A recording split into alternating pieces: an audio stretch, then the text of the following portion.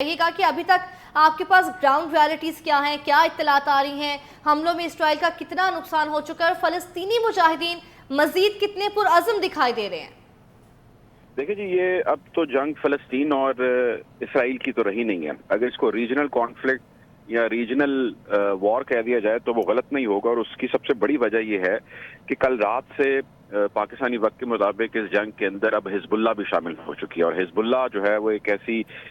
Fighter force ہے جو تعلق رکھتی ہے لبنان سے۔ سو اب اس جنگ کے اندر ایک فلسطین ہے، دوسرا اسرائیل ہے، اور اسرائیل کے ساتھ فلسطین تو لڑ ہی رہا ہے، لیکن اب لبنان کی جو فائٹر فورس ہے یہ بھی حملے کرنا شروع ہو چکی ہے۔ اور بڑا انٹرسٹنگ فیکٹر یہ ہے اس کے اندر کہ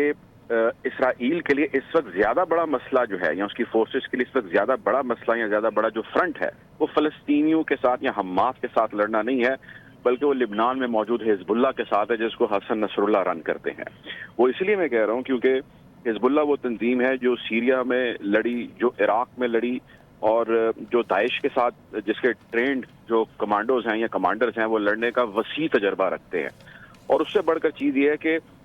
حزب اللہ کے جو تعلقات ہیں ود ایران اور جو اس کے پاس سپورٹ حاصل ہے ویپنری،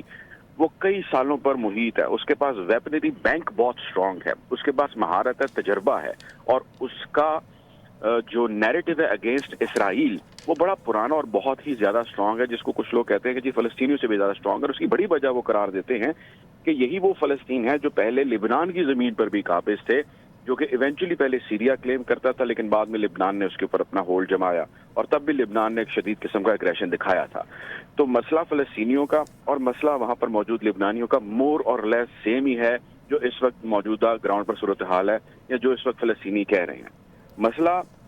ان تمام چیزوں سے اگر ہم نگل کے پیرائے میں دیکھیں دنیا کے، تو وہ یہ ہے کہ بھائی اس کانفلکٹ کو حل ہونا ہوگا،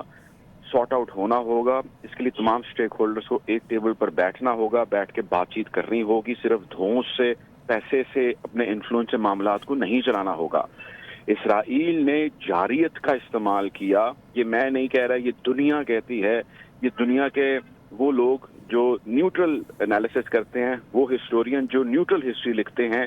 وہ اینالسٹ جو نیوٹرل انالیسس کرتے ہیں، وہ یہ کہتے ہیں کہ اسرائیلی جارحیت اور اسرائیلی غیظ و غضب، اسرائیلی انیکسیشن، اسرائیلی رولز، لاز، یہ تمام کے تمام بنیادی انسانی حقوق کی نفی کرتے ہیں۔ مذہب بعد میں آتا ہے، سب سے پہلے بنیادی انسانی حقوق کی اگر ہم بنیادی بات کریں۔ انسانی حقوق بہت ضروری ہے۔ مرتضیٰ